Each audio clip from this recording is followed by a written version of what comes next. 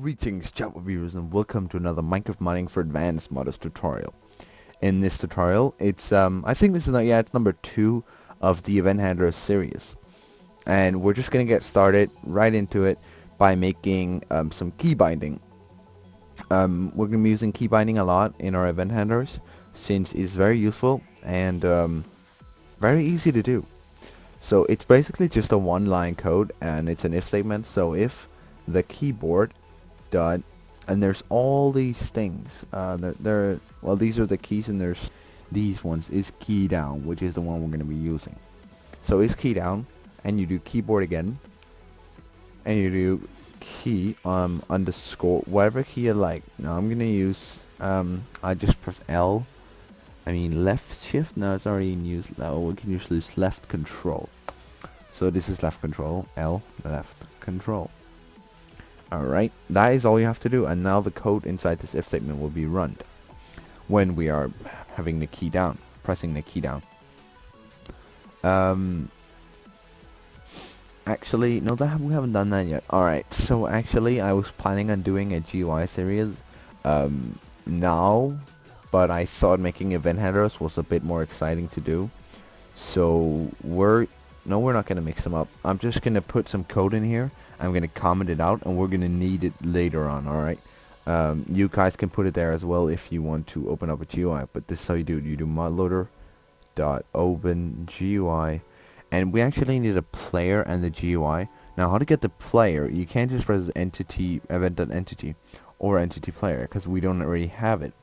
Now, how you do this, you can do this with a lot of stuff, and it's also normal Java code.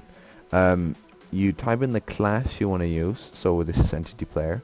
You give it a name, I'm just going to call it player, and then you put the class again in brackets, and then you need something that's like, what can I say, like, well, it's not, I can't really explain it right now, but you're going to put event.entity because it's an entity, alright? You couldn't just put anything else, but everything else, you could put event.entity. This works, alright? You have a player now, and it doesn't give you any error.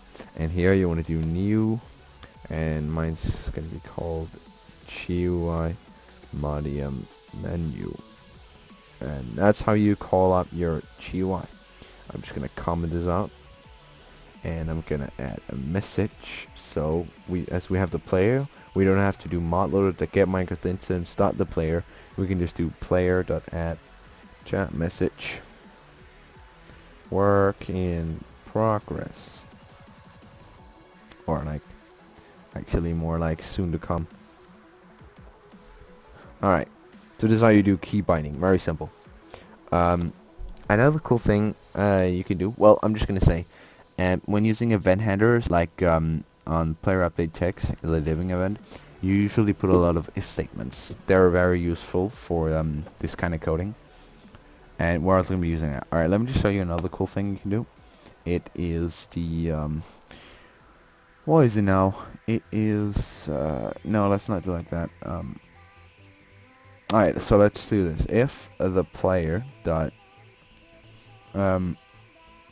experience level, if that is, greater than or equal to 50, then let's have a boot. Alright, let me just quickly show you what you can do with event handlers. We're gonna making so that the player are able to jump very high in the air.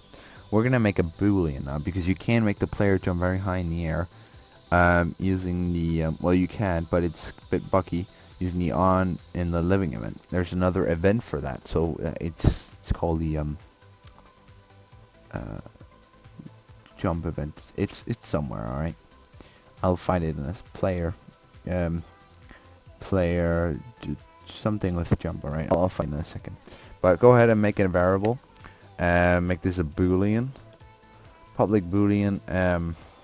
Should we make it? No, we don't need a static boolean. Public. Actually, make that a private boolean, and call it whatever you want. So we're gonna call it can player jump, and that is of course equals to false. can player jump high? Is equal to false.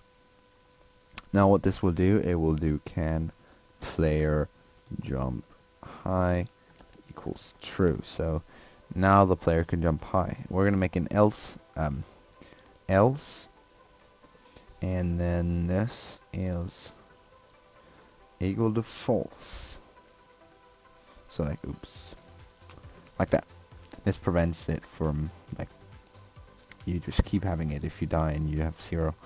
So that's how you do that. And what you want to do now is I'm just gonna pause the video and no, actually, let's just have a look out here. There's the interact event. There's the stuff, the more stuff, the more stuff.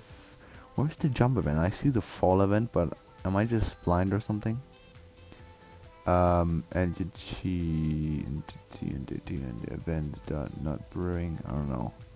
I'm just gonna pause the video and I'll find it real quick. Alright, I kind of found it. It's actually inside the living event, and it's the living jump event.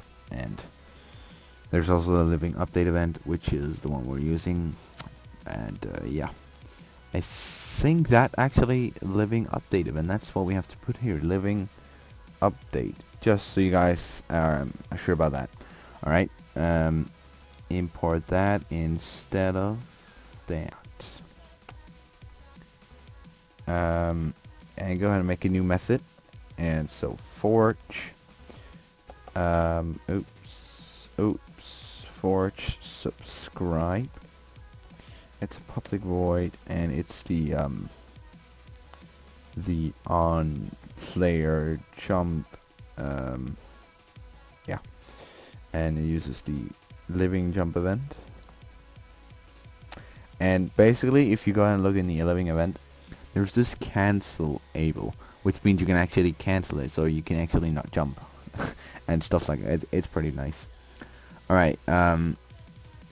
So first of all, we're gonna have this if statement: if event dot entity is an instance of, because the living jump event also has the event of entity, since we're using the same file, the living event.